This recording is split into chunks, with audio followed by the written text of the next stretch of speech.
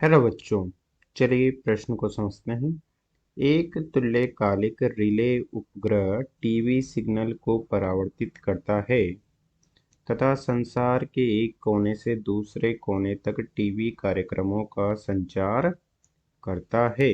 क्योंकि इसका परिक्रमण काल पृथ्वी के अपने अक्ष के परितः घूर्णन काल से अधिक होता है। परिक्रमण काल पृथ्वी के अपनी अक्ष के परितः घूर्णन काल से कम होता है। परिक्रमण काल पृथ्वी के अपने अक्ष के परितः घूर्णन काल के बराबर होता है। द्रव्यमान पृथ्वी के द्रव्यमान से कम होता है। हमें बताना है कि इनमें से कौन सा संबंध सही व्याख्या करता है। मुख्य अवधारणा में हम देख सकते हैं कि पृथ्वी या किसी ग्रह के चारों ओर चक्कर लगा रहे किसी पिंड को, जो कि प्राकृतिक है या कृत्रिम पिंड है, उसका उपग्रह कहते हैं। माना कि ये पृथ्वी है और पृथ्वी के चारों ओर इस प्रकार से कोई उपग्रह चक्कर लगा रहा है जिसका द्रव्यमान माना कि स्मॉल m है तथा इसका वेग v है तथा पृथ्वी का द्रव्यमान me है तथा त्रिज्या re है। तो इसके लिए कक्षीय वेग इस प्रकार से लिखा जाता है। कक्षीय वेग v बराबर वर्गमूल g ग्रह का वेग me बटा re प्लस h, जहाँ h पृथ्वी के पृष्ठ से कक्षा की दूरी है।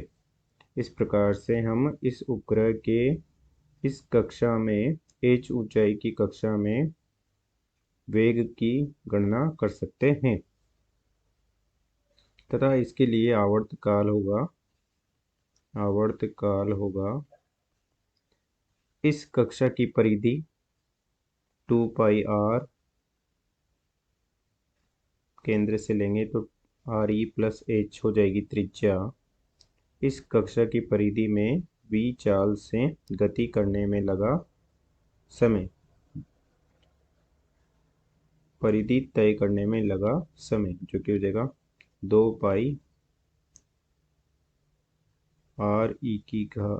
re प्लस h की घात 3/2 हो जाएगा और ये हो जाएगा वर्गमूल g गुणा me।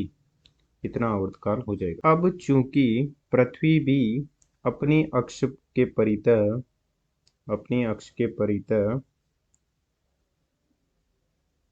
24 घंटे में घूर्णन पूरा करती है और यदि एक उपग्रह ऐसी कक्षा में है जिसका घूर्णन भी 24 घंटे में पूरा हो जाता है, तो हम ऐसे उपग्रह को तुल्यकालिक उपग्रह कहते हैं।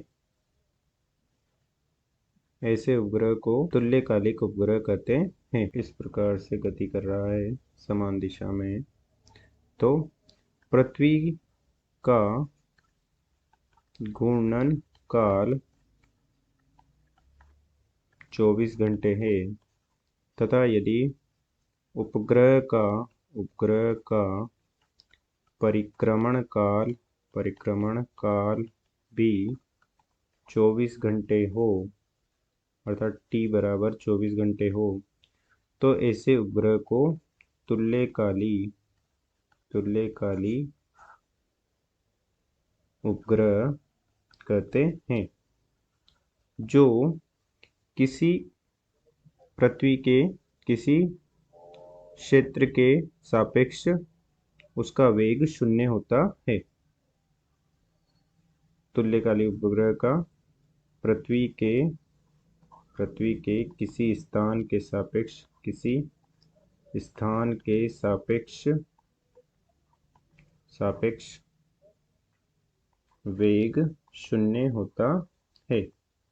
अर्थात जैसे जैसे पृथ्वी घूर्णन करती है, उपग्रह भी उसी तरह से उसके साथ साथ घूर्णन मतलब परिक्रमण करता है, उसके चारों ओर परिक्रमण करता है। तो माना कि इस उपग्रह के क्षेत्र में पृथ्वी का यह भाग नियत रहता है, अर्थात इस भाग पर उपग्रह अपने क्षेत्र में रखता है। अर्थात उपग्रह के सापेक्ष उपग्रह पृथ्वी के इस भाग को कवर करता है, क्योंकि सारा तो कवर नहीं कर पाएगा, केवल पृथ्वी के कुछ भाग को ही कवर कर पाएगा। और यह पृथ्वी के साथ साथ जैसे जैसे पृथ्वी घूर्णन करती है, उपग्रह भी पृथ्वी के साथ साथ परिक्रमण करता जाता है। तो पृथ्वी के इस भाग के लिए यह उपग्रह एक निश्चित उपग्रह होता है, स्थिर बना रहता है। तो इस भाग की हुई घटनाओं को जब संचारित किया जाता है तो वह उपग्रह से टकराकर पुनः दूसरे कोने पर भेज दी जाती है। इस प्रकार से एक स्थान की खबरें टीवी पर संचारित करने के लिए उपग्रह को भेजी जाती है तथा वह उपग्रह से टकराकर दूसरे स्थान पर चली जाती है। और यदि उपग्रह का परिक्रमण काल कम या ज़्यादा होता तो एक स्थान की खबरों को जब टीवी पर संचारित करने के लिए भेजा जाता तो उपग्रह का परिक्रमण काल यदि ज़्यादा होता तो उपग्रह संचार से पहले ही आगे निकल जाता, या यदि कम होता तो संचारित खबरों को संचारित करने के लिए उपग्रह पीछे रह जाता। इसलिए हम संचार करने के लिए तो भू स्थिर उपग्रह का उपयोग करते हैं ताकि एक कोने की खबरों को दूसरे कोने पर भेजा जा सके। अतः दिए गए प्रश्न का सही उत्तर है कि टीवी कार्यक्रमों का संचार करता है क्योंकि इसका परिक्रमण काल पृथ्वी की अपनी अक्ष के घूर्णन काल के बराबर होता है, अर्थात विकल्प सी सही है। आशा करते हैं आपको समझ में आया होगा। धन्यवाद।